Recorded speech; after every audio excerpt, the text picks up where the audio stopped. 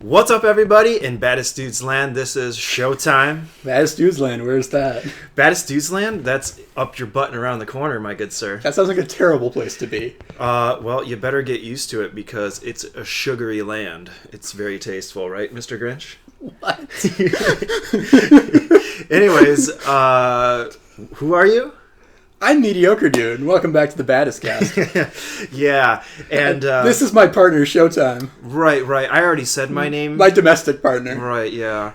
Okay. So just so you guys are aware, this is the Baddest Cast Season 2. A reboot, if you will. A reboot. We are doing a cam now, so hope you really enjoy it. So now you can see me in all my lustrous beauty. The last time you saw me, I had like a crew cut, grown out my hair since. Right. We had to make some adjustments to fit it all in frame. He had a lot of muscles and tattoos, too. And he got rid of them all. He has a real skinhead. Yeah, he was pretty crazy. Right, Mr. Grinch? I think he's... Heads up, 7 up. I think he's really into it. But anyways, welcome, guys. New format. Hope you guys like it. But today, what we're going to do is we're going to kick it off with just talking about like a new direction that we're kind of interested in taking. That I would say Mediocre Dude kind of led the charge on.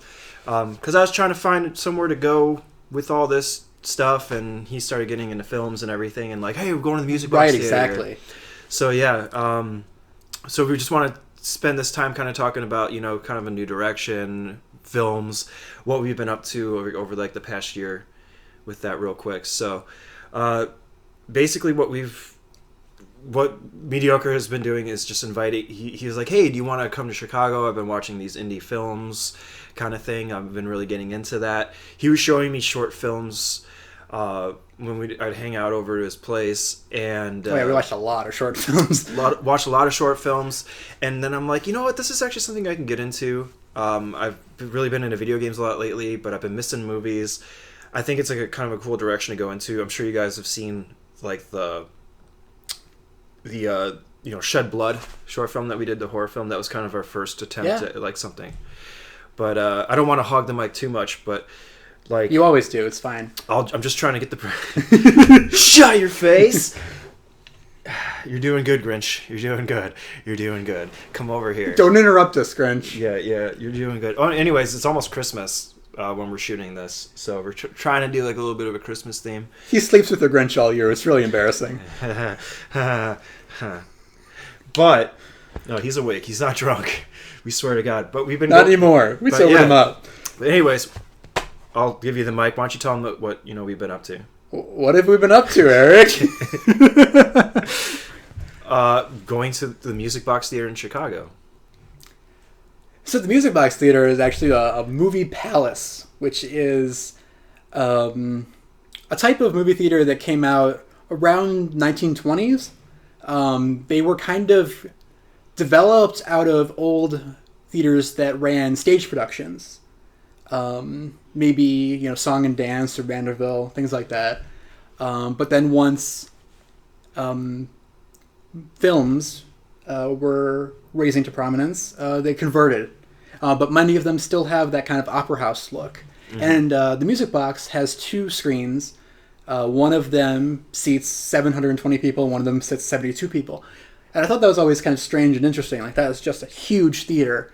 It was amazing the one time, like, at Total Recall. We caught a screening of Total Recall at the Music Box, and it was almost full. 700 seats. It's insane. Yeah, and there's a pretty cool story that goes behind that. Ah, yes. Yeah. These screenings for older films, like older popular films, like Total Recall, I caught The Terminator, RoboCop, Alien. They almost always sell out. So there's a wait list, and we were on the wait list. It wasn't really looking very good. And this was for Total Recall. This was Total Recall. Yeah. It wasn't looking good, but one guy came up to the ticket counter. He said he had some tickets for friends that didn't show up, so the ticket counter just gave them out to people in the wait list. I went over to Eric and I showed him I got these tickets, and he just looked at me like I was a wizard. Like, how did you do this? Mm-hmm.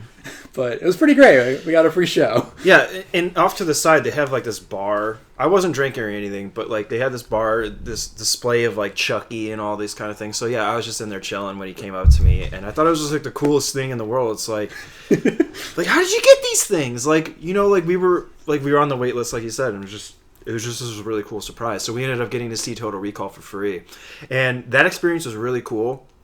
And that it's like getting to be a part of that. It's like a cult experience in a way. Like being in a theater, seeing a movie that was like from like the late 80s, early 90s. I'm not entirely sure when that movie came out, but it was like a popcorn flick. You know, you just kind of like you felt like, you know, you're just back on that Saturday night, like back in the day. You know, everybody being rowdy in the theater. It can get pretty rowdy with those movies, and I don't mind that. I think like with certain films, like like a newer art film, maybe you wouldn't appreciate that. But for like a pop culture film like Total Recall, absolutely, it's just fun to get involved. And of course, they also have the Rocky Horror Picture Show screenings where people are very much involved. Yeah, I haven't been to that one. I haven't either, but maybe someday we should do that. Yeah, I mean, I wouldn't be opposed to that. And like you were even talking about how like they're gonna do anime stuff. Yes. Like next month, pretty much. So that's pretty cool. So like, see, in a traditional movie theater setting, you know, old animes, you know, that we like. What was one? Hell's Moving Castle. Yeah, Hell's Moving Castle was one of them. So, but Mediocre Dude has been going to these things like a handful of times, and I've only been with him. I went to the Music Box Theaters once. And ArcLight. Went to Chicago to do it, and then the ArcLight Theater.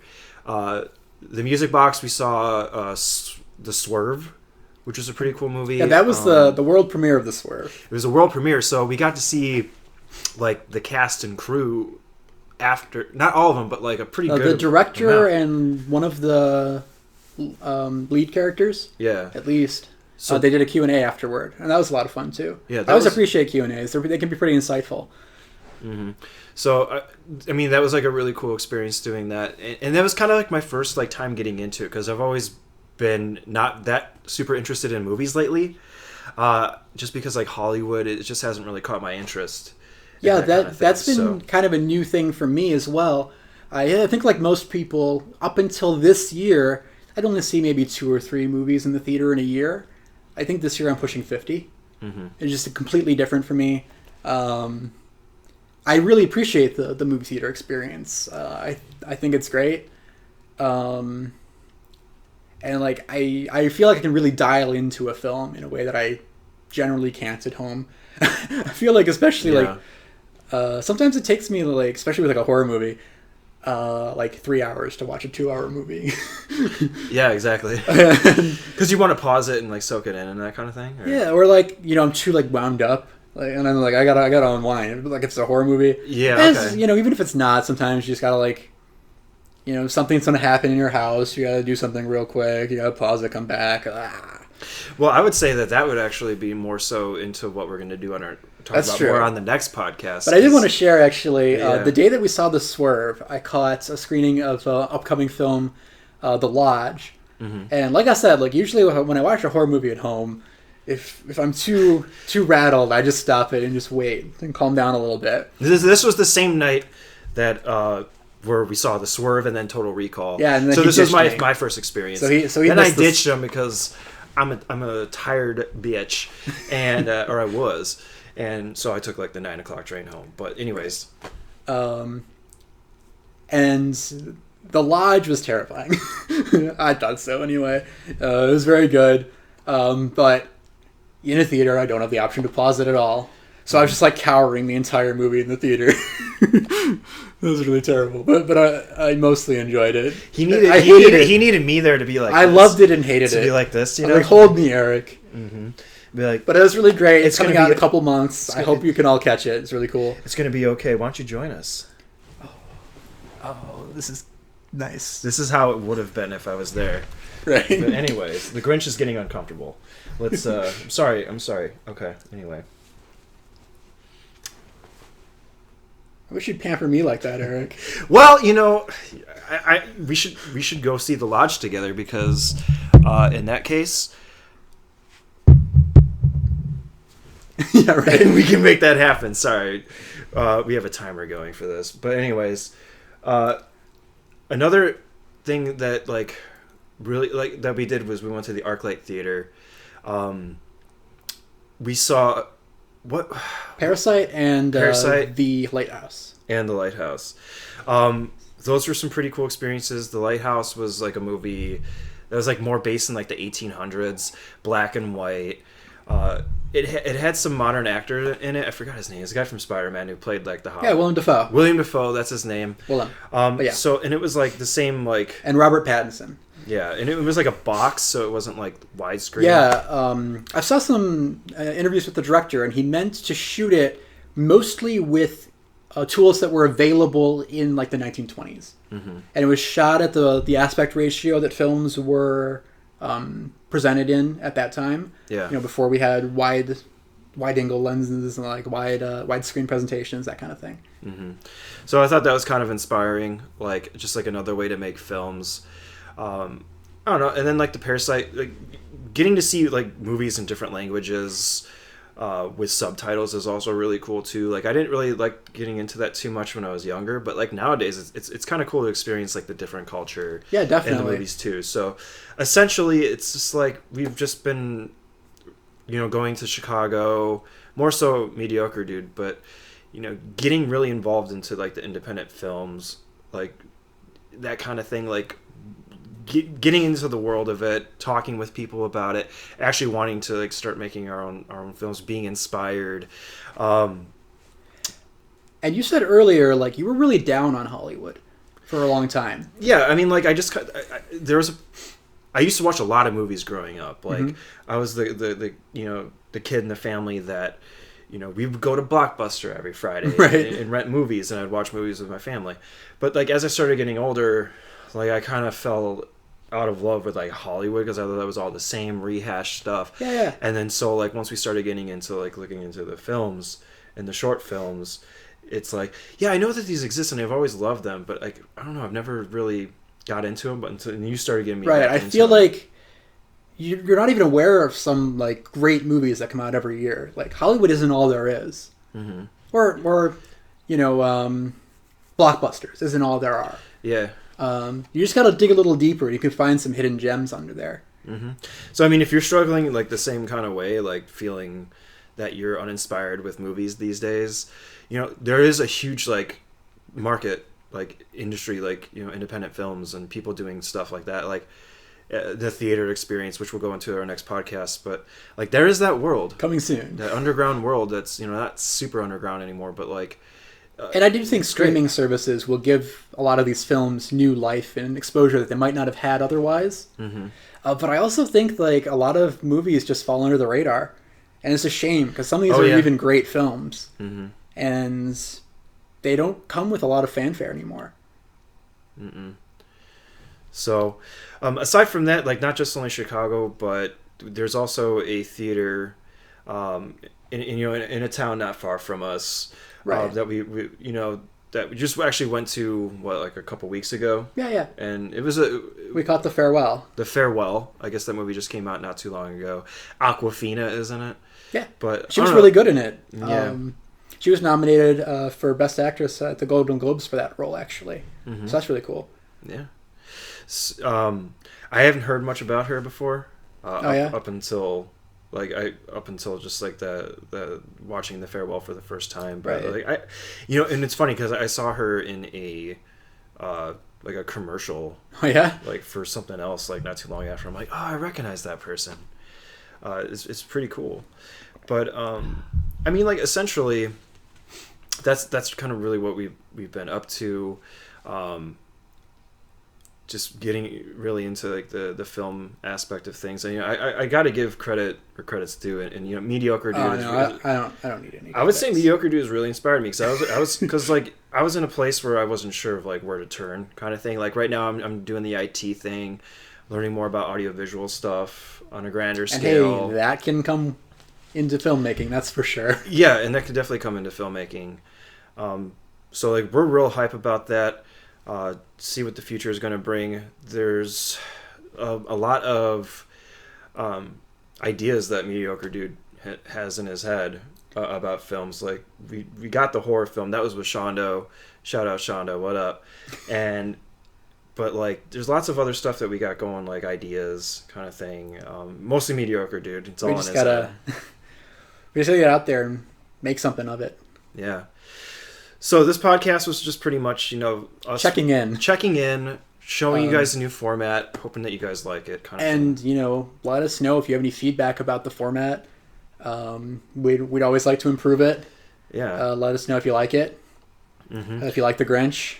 Yeah. So the Grinch, on the other hand, thinks like to himself that he doesn't like us so much. That's why you'll see him a lot going like this, because he's not just hiding from everybody. We'll tell you that. But he went to Hawaii to get away from us, and obviously, as you can see, we brought him back. Yeah. But yeah, in a nutshell, it's like kind of going more towards movies. I know Shondo wants to get into doing more skits too.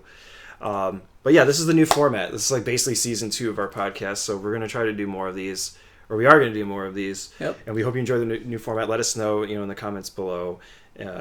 If you don't like it, send us hate mail. Yeah, tons of hate mail. Or if you have your own words of wisdom, you could do that too. Yep. Or send us Christmas presents, because Christmas is coming up. Like, what are you guys doing for Christmas? Is it Christmas Day right now that you're watching this? It may be. Like, who knows? But and if you're watching this after Christmas, just think about next year. Exactly. So next podcast that we're going to talk about, we're going to actually get into get really into like the films and stuff. Yeah, the first several podcast topics that we have on the slate, they kind of harken back to the original Baddest Dudes podcast about the video game industry and monetizing the games, except it's going to look at the film industry instead. Mm-hmm. So mostly the theatrical experience versus streaming. Yep, that's the next one on the slate. Yeah, so stay tuned for that, guys. Before we head out, do we have any words of wisdom?